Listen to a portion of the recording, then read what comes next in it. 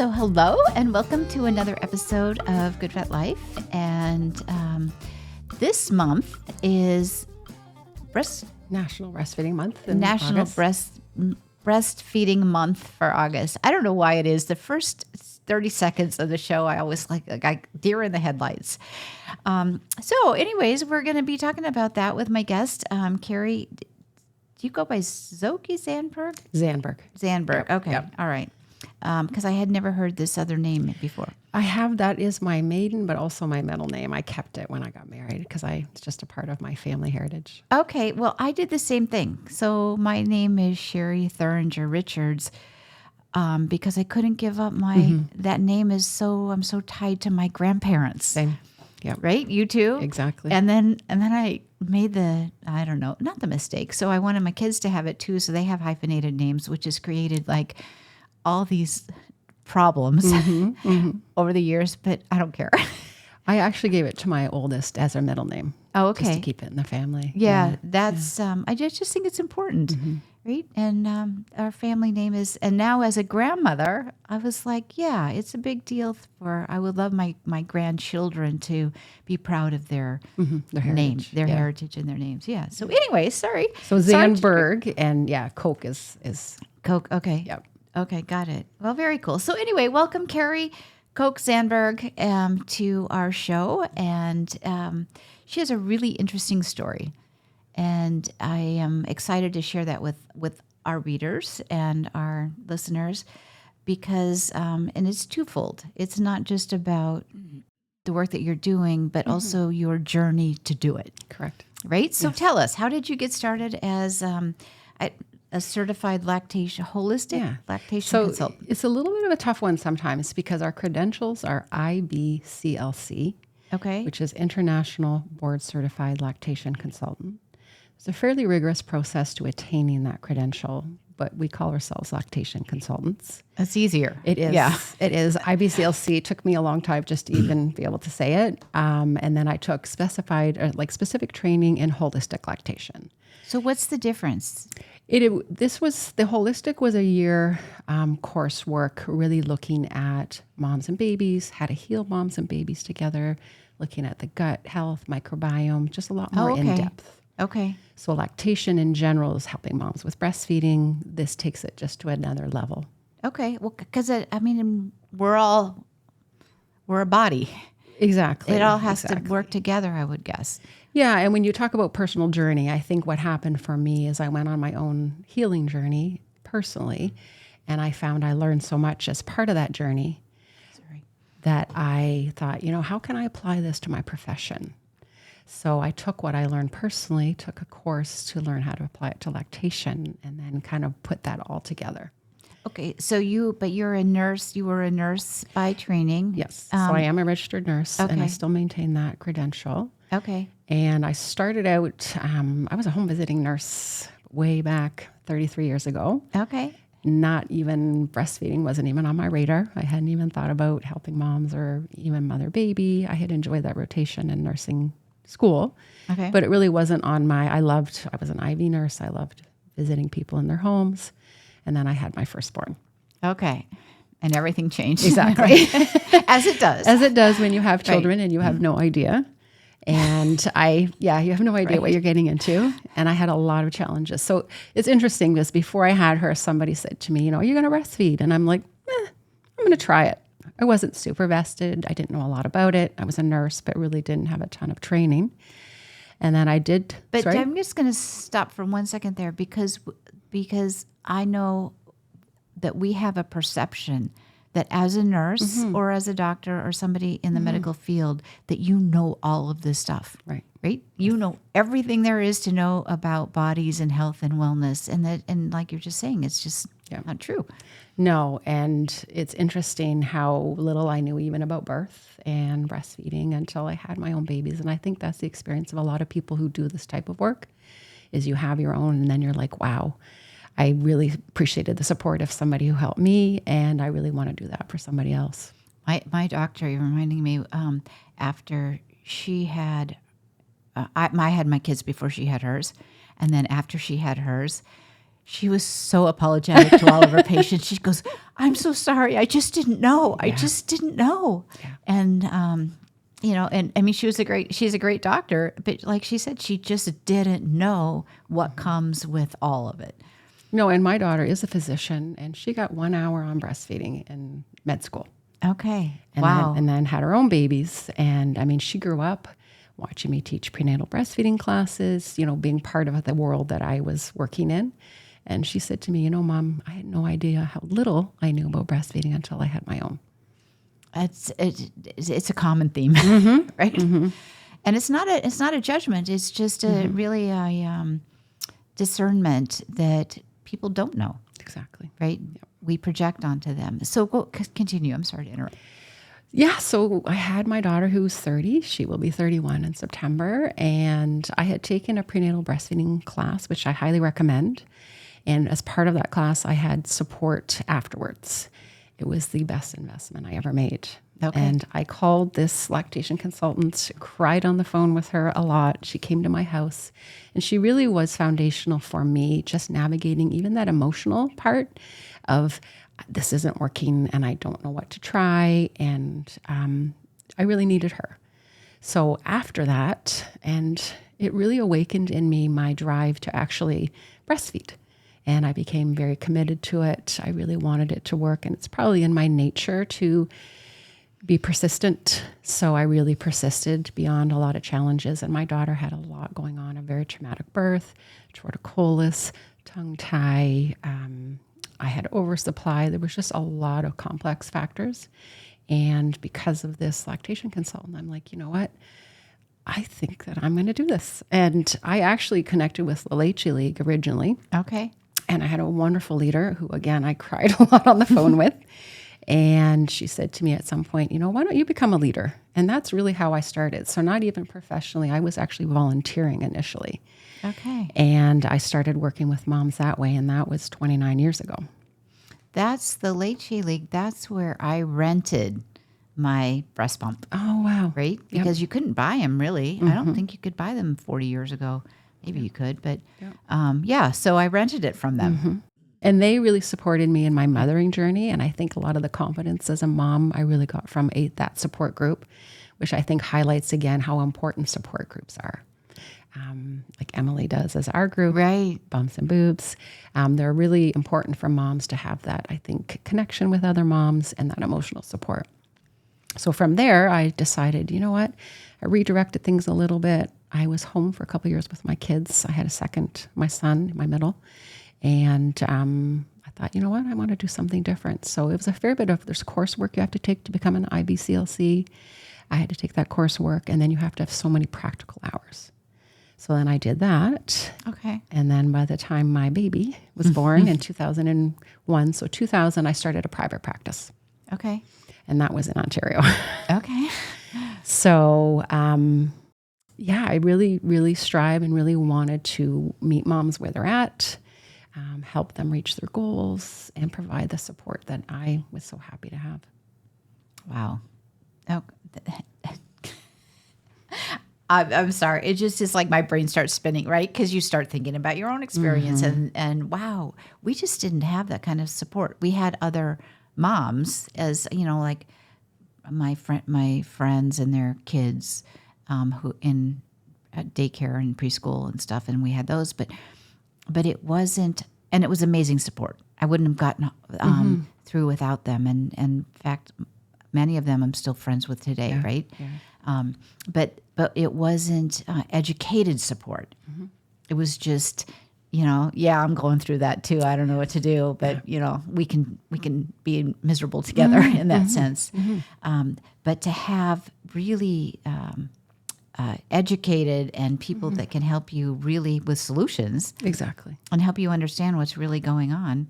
Yeah. So after I had been doing it for a few years, I really found that there was sort of a subset of babies who were very fussy. And my firstborn was very fussy. I would say dysregulated, high needs. That was the term back, 30 years ago. She was a high needs baby. I think I carried her for the first year of her life. She was sort of glued to me.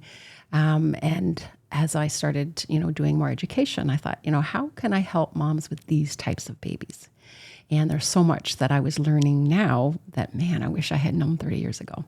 Oh, wow. What does a dysregulated baby look like? They're babies that it's almost like they're not themselves. Okay. They can't communicate with you, but they can't settle. They have a hard time falling asleep. Sometimes they struggle with breastfeeding or breastfeeding being enjoyable. I mean, innately, babies are born to breastfeed, and they have all the reflexes to do so. So my approach is if they can't or aren't, they can't. So sometimes people will say a baby's lazy, and I'm like, no. Babies are meant to do this. So if they aren't, there's a reason. So let's be a detective and let's figure out what's going on with this baby. So they often don't nap well, don't nap for long periods of time. They don't sleep well at night. They want to be held all day. They can be colicky, but beyond your normal, they're just generally discontent. And it's like I see these babies sometimes, and when I work with these moms and we make some changes, whether it's dietary, lifestyle, gut healing, supplements, etc., within a couple weeks or months, sometimes we have a new baby, and parents are like, okay, this is my baby. This is my... Okay. They're calmer, they're more satisfied, and their actual personality comes out, aside from that fussiness, which really isn't them. Right. But it's like they can't communicate. So do you make the changes, the nutrition changes, et cetera, with the mom, or do you make it with the baby, or with both? That's the beauty of breastfeeding. So the goal in my approach is heal the mom, heal the baby. And that is from my course instructor from my holistic lactation course. And that was a paradigm shift for me in that coursework. Heal the mom, heal the baby. When babies are dysregulated, often moms are as well, but they don't know it. Okay. So often moms, and what I have found is moms will make lifestyle changes, dietary changes for their babies. And if I had said to them before they got pregnant that they should do it for themselves, they probably wouldn't. That's kind of still true, right? Mm-hmm. So what we'll do for our kids. We'll do anything for our kids, but for us, maybe. I can't quite get around to it. Yeah. Yeah. Oh my gosh, that's fascinating. So where do you see this going? Where do you see what you're doing going? Well, I recently opened a private practice in Michigan. Okay. And I am connected with the Lactation Network, TLN. And what I would love is to work with, any mom to help reach her goals. But I really do specialize in that colicky, fussy baby with eczema. And we can do a lot to work with moms in terms of their own gut healing, dietary changes, sometimes supplements. And when moms sort of settle their own systems, that flows through to the babies. And they often settle as well. Well, that makes a ton of sense. Yeah. Great. And so I'm going through a detox right now. Carolyn. Okay. Yeah. My nutritionist has me doing this, and it's 7 days prep and then 7 days actual, no anything. And it's so interesting. No caffeine, sugar, alcohol, meat, dairy. And what's interesting to me is I'm learning so much in this week, right? About my own, and I thought I ate pretty clean, about my own eating dietary habits that are just like kind of mind-boggling. And so now one of my friends says, so what are you going to do with this? And I'm like, I can't even get there. I just got to get through the detox first, right? Yeah. But it's so interesting how we just have patterns and habits and things we eat. And what I'm finding, the thing I miss the most, I thought it would be coffee. It's cheese. Yeah. And it's like, whoa, that's so interesting. But it's you don't know until you know, kind of. Because you think, if you would have asked me, I'd go, yeah, I eat really clean. And I do for the most part. Yeah. But I'm learning a ton of things. Like, I don't really think of vegetables as food. Yeah. I think of those as something you throw in. But so anyways, I'm just saying that, and I'm doing that. What really motivated me to do that is because Dr. Paula Ruffin had asked, how do you want to live the last 10 years of your life? And when you think about those years, you can't wait till those last 10 years and start living that way, right? Absolutely. You have to do it now. And I've got grandkids I want to be around for. So I'm just saying, it's kind of quality of life. And it's quality of life. Yes, there's so many things that I want to do. And it's so exciting to me to see older people having these amazing new chapters. I mean, like the things that you were talking about and some of my colleagues are talking about doing, it's just like, whoa, you're never too old. And I think our demographic is really about living, Right. not existing, living and enjoying life at this point. And not growing old because we're not growing old like, oh gosh, I'm this age, so I should be like sedentary and not do these things. No, it's like, hey, you're going to take me out kicking and screaming. Yeah. I'm amazed by the amount of people I talk to who are just open and listening to podcasts and learning and wanting that to be part of their story at this point. And that's the whole premise for Good Vet Life. It's like being a vehicle to help teach and provide the education around it. But your point about moms will do anything for their kids, and it's my initial impetus was to do this for my kids and grandkids, right? Yeah. But now it's so much fun for me that it's like, oh, I can do this for me too. Well, and when you say that, I think what often these moms find is when they do it, they're like, wow, I feel better. I had no idea that this achiness or those headaches or this eczema that I had actually had some foundation, and they feel better along with their babies. And I think, again, having a happy baby and sleep is such a motivator, right? But yeah, it really ripples out to the moms. It does. And these are life skills. What you're teaching are things that you can use your whole life. It's not just for that time with your baby when your baby's a baby, right? They're life skills, self-care life skills. And it's the same thing with moms who start to feed their children healthier than they eat, right? Again, you just take those and you pass it along. Right. Yeah. It's so interesting how it all works. Well, it's been so interesting. This dysregulated baby, my son did not sleep through the night till he was 8. But he was not, some of the things that you say, I'm going, that sounds like him. But yet he didn't want to be attached to me all day long. Okay. Interesting. He wanted to be around. He always knew where I was. Yeah. But it wasn't like physically. Yep. It was just, if he wanted to be snuggly, he was. But if he didn't, he wasn't. So when I look back on my daughter, I think I was in a conference at some point, and some babies who are dysregulated, she needed me to regulate. Got it. And I didn't understand it back then, but I really had, and I really am appreciative of the Late She League for that, because it really encouraged me to tune into my mothering instincts. And my instinct was to hold her amidst people telling me, just let her cry, all those things. And I don't ever regret that. And now in hindsight, I'm like, wow, she needed me to help regulate. And that is the parasympathetic and the sympathetic nervous system and that balance.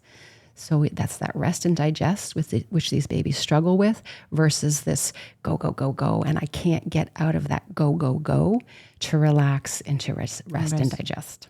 Right. And then one thing that I do, and we have some wonderful people in our holistic group, is I love chiropractors and craniosacral and osteopathic. And those modalities are so helpful for babies too. So I love working with those practitioners. Yep. My grandpa was a chiropractor, so we started, having adjustments as infants. Yeah. Right. And it's just interesting when that's what you know. It's just what you know. Yeah. And it's part of your day. Where my husband didn't experience that, and he was under the impression that chiropractors and any person that wasn't an MD was a quack. And that's how he was raised and grew up. And it's been such an interesting process for him to learn. Yes, really. When somebody uses that word quackery, that's a red flag for me. To be like, okay, you don't really understand. Yeah. You just don't. Yeah. Because, anyways, well, I love the work you're doing. It's so amazing, and I'm so I don't know, inspired. Thank you. And inspired, and also it makes my heart sing to think that there are services for moms and babies and families to have like what you do, because it makes everything different. Well, and I think what I would love to speak to for a minute is I find sometimes I feel like moms maybe this generation, they're more of an online generation, a video generation, maybe not as many attend classes, or they're looking for their information in different ways. And I do hear from a lot of moms that they haven't called out for help. And I really want to encourage moms, like even if you think things are going well, it's the reassurance of seeing everything's going well and getting some good information and asking questions. I do really feel like it can be discouraging. It is work. It takes some commitment. And if you have somebody good to ask those questions and give you some good information, it makes a huge difference. Right. Well, and like you said earlier, it's kind of like you don't even know what you don't know. Right? It's like, oh, I feel better, and I didn't even realize that I was feeling this low energy or whatever, or stressed. Because a new baby is stress. Yeah. I don't care if you've got 5 already, right? Exactly. It is. It is. It's a new stress, a welcome stress, but still. Yeah. So, and it doesn't have to be. Exactly. Right? Well, and support, I get so many opportunities for support, but I think it's so important. Well, and that's, I don't know, at the end of the day, that's what makes just being alive beautiful, is connecting with other people and sharing life experiences and knowing that somebody has your back, kind of regardless of the situation. Yeah. It's like, okay, we'll help you through this. Yeah, and getting out, my daughter attended some groups, and she has her best friends from these groups that she just attended with her babies, right? That's how you meet people in your age group or having kids at the same age, right? It's so important. Right. And it's so much fun having friends with kids in your age. So I'm going to be in Oregon in 2 weeks, and I'll be seeing one of my very dear friends that we had our kids together. It was each of us had for 4 years in a row, and the 4 kids are all best friends still. I mean, this is 40 years later, right? Isn't that amazing? And so so we're going deliberately. The kids are coming in, and we're going to all get together, and it is amazing. But you're right, because we formed bonds. It was Oh yeah, yes, right. Yeah. It's magic. So, Kerri, thank you so much for being here and sharing your story, and also that idea too is that we never age out of growing and learning and new opportunities to share what we care about. Yeah. Right? Thank you so much. I really appreciate it. Yeah. Well, so I do want to take a moment to just do a shout out to one of our my self-care best practices is Snedecor's Cleaners, and I have these yellow bags, right? I just put my clothes in there and put it on the front porch, and it comes back perfect in a couple of days. And if I need same day service, that's perfect too. And so I don't have to think, wonder if I have anything clean or pressed to wear. I always know that I do, right? It's just made my life so much easier in that area. So thank you again to Kerri, and don't forget to check out the website, goodfatlife.com, and our latest issue. We got lots of cool activities going on, and so